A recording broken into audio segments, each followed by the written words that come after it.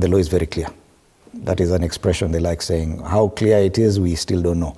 No, this one, I'm just reading words directly from the Prevention of Terror Act. And they talk about results, an act or threat of action, which one involves use of violence against a person. It also involves the use of firearms, results in serious damage to property. And some of these things have been witnessed. We've seen goons and destruction of property, which has been very, very well documented. But it's the intention of this act that we're questioning, and whether or not the current charges being preferred against these suspects is a misuse or abuse of the same. Thank you, Fred. And I will not dwell on the technicality of the law, because we've got lawyers who can deal with that.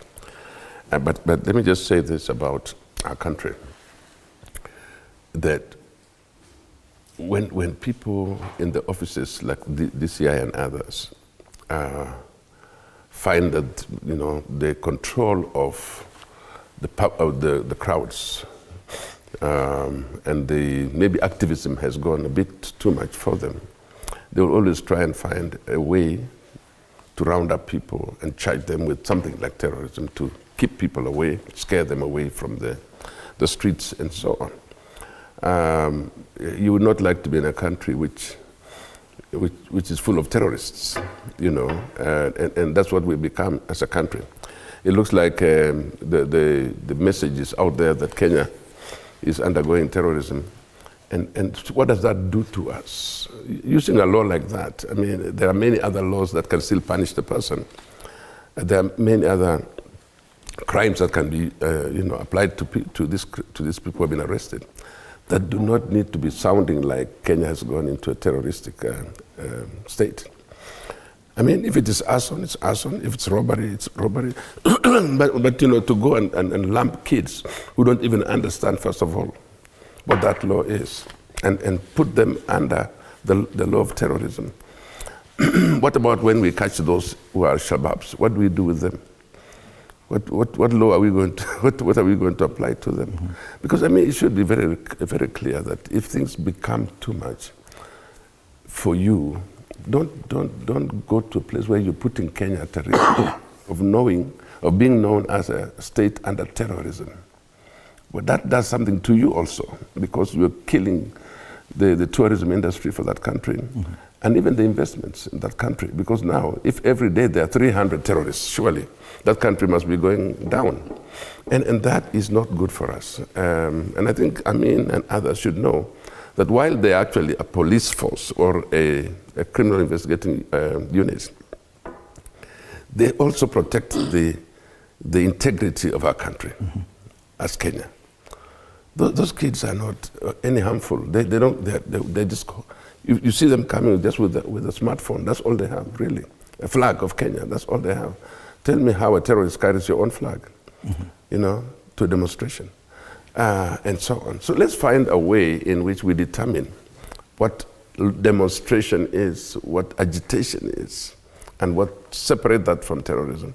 So since I cannot go into the technicality of the law, as you have read it and interpret it, I'm a lawmaker. We probably made that law, but I'm not so sure that it should apply to these kids who are there. And you can even see. Do you feel there needs to be further clarification on who this law should apply to? Because simply looking at the words, then the DCI could be, in a way, cheeky enough to use the same law in a different way. Exactly, but he has other options he could use. This is an extreme case. Mm-hmm.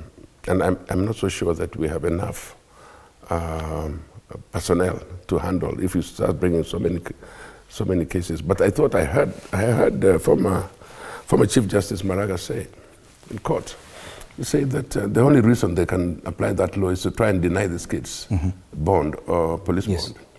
bond or bail, so that they just keep rotting in jail. There would be no other reason, really.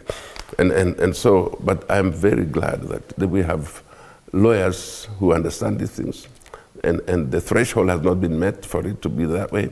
And therefore, even the judges, and you must, by the way, congratulate our judges, because they also understand. Mm-hmm. And so they bail these kids out.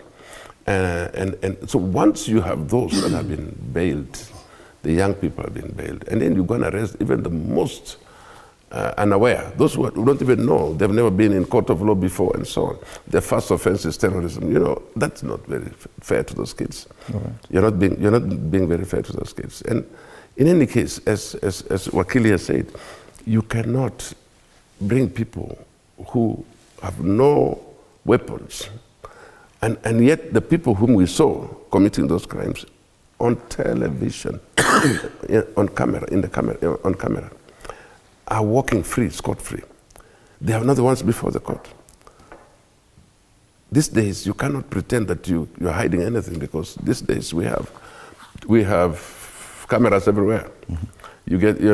You get caught. So, I mean, if you fail to prove the case of terrorism once, you fail to prove that case twice and 3 times, you actually watering down that particular law. Right. Yeah. Is this a misuse or abuse of the Prevention of Terror Act, is what we are asking today, now that we anticipate activist Boniface Mwangi to be arraigned today on charges related to this?